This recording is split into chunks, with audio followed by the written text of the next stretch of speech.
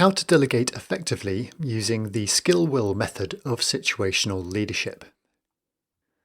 The skill-will matrix is a situational leadership model made popular by Max Landsberg in his book, The Tao of Coaching. The skill-will method is popular because it is easy to remember and apply. It provides a simple way to assess the right leadership style according to an individual or team's level of motivation and competence. It is easily visualized as a 2x2 table, with one axis being will, low to high, and the other axis being skill, low to high. The matrix then proposes the best leadership style for a person, depending on where the subject falls in the 4 quadrants. These are low will, low skill, direct; high will, low skill, guide; low will, high skill, excite; high will, high skill, delegate. Here's a further explanation of each of the 4 quadrants. Low will and low skill, direct. When someone has low levels of competence or motivation, then they fall into the low will, low skill quadrant. The leader needs to direct team members in this category. In other words, the manager needs to explain tasks carefully and in detail, set clear deadlines and guidelines, and then monitor closely. Setting smart tasks is essential. This type of leadership takes the most time and effort of any of the 4 quadrants and is therefore generally less preferable. A leader who remains in a directive mode of leadership also runs the risk of micromanaging employees if they apply this style in the wrong circumstances. A classic example of someone in the low will, low skill section of the matrix could be someone new to the workplace. These employees need time and training so they can develop their skills. They also need support and encouragement so that they can grow in confidence and motivation. High will and low skill, guide.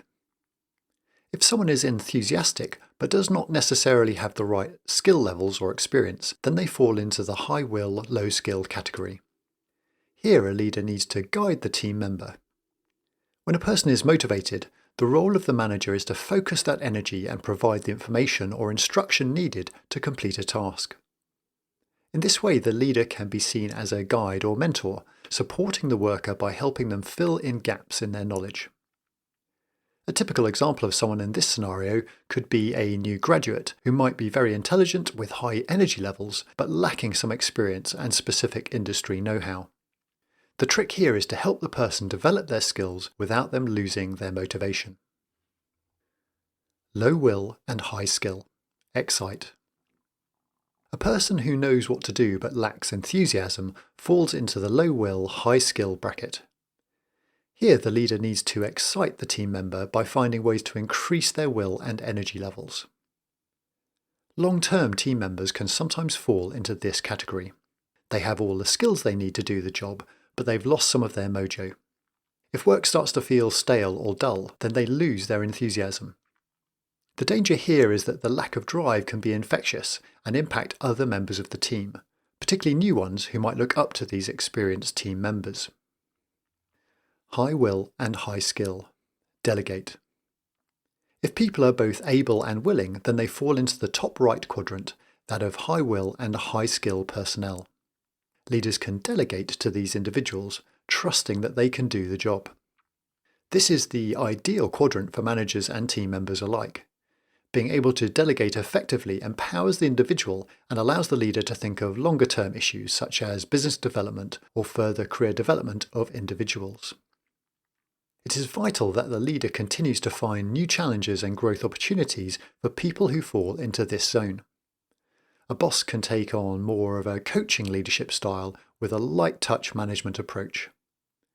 A manager needs to create space for creativity and should be comfortable with taking more risks with this kind of individual. So those are the 4 leadership approaches in the skill-will matrix.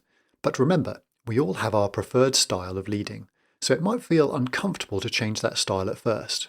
But don't worry, it will become easier with practice.